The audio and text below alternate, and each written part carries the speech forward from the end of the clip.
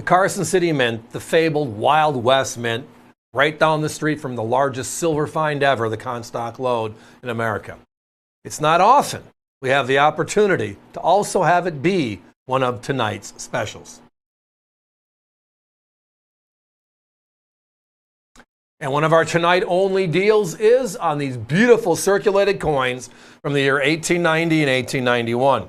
The unfortunate thing is I don't have a lot of them, and you don't have to buy both of them just to get in. But look at the price. When is the last time you've seen a Carson City Morgan dollar, hand-selected circulated coin for under 200 bucks? Our normal price, which is under our competition by 100, is $249.95. We are $50 under our normal industry-leading price point. That's a tonight-only special if I've ever seen one. Well, let's take a step back and let's just talk about the Morgan, the silver, the Carson City Mint, and just tie this one all together because it's a lot of fun. Before I go, though, above the D and the O and dollar on the bottom there, that's that beautiful Carson City dual CC mint mark. So when we created the U.S. Mint in 1793, the stories of George Washington melting his silverware, etc., to help just fund this new country that we have is true. They were the half dime actually made out of his stuff if you go back in history. But we didn't have a solid dollar made every year because we didn't have any silver. It was legal tender in this country through 1857 that Spanish 8 reals and the family and or the English pound and its family were legal tender in this country. That all changed a couple of years after the gold rush. We had the gold rush in 1849, and then we had the silver find of all silver finds, the Comstock Lode, shortly thereafter. It is still on record as being the largest silver find ever in America. With all that silver now, we have the opportunity to finally bring back that big silver dollar we've never had. Or I should say, we didn't have it every year. It was spotty here and there. So they petitioned the U.S. Mint to now make a silver dollar with all this silver, and they do. They hired George T. Morgan, and the rest is history. The Morgan dollar's nickname is from the designer's last name. They started making coins in 1878. It went 27 consecutive years until 1904, and then it was brought back one more year in 1921, with 28 vintage Morgans in all. During that time frame, Philadelphia and San Francisco struck them all 28 years. The only Southern Mint, New Orleans. The Mardi Gras Mint, right? 26 years. But the most limited of them all was the West Mint, the Wild West Mint, Carson City. They struck only 13 years, 1878 to 1885. And then again, 1889 to 1893, and then they closed their doors for good. If you're looking at two of the later date Carson City Morgan dollars here tonight, the 1890 and or the 1891. Now, if you add up all the Morgans ever made by the U.S. mints, plural, and you put them by category, how many Philadelphias, how many San Franciscos, etc., Carson City accounts for less than 3% of all the Morgan dollars ever struck. The problem is finding them. And it's because, well, they made a small number of coins every year in Carson City during this time frame, but they were made for circulation for the most part. And that's the challenge of it all. If you look at the coins, and in 1890, there were 4 mints striking coins. Philadelphia was 16.8 million. New Orleans, 10.7. San Francisco, 8.2. Carson City, 2.3. The winner by a landslide.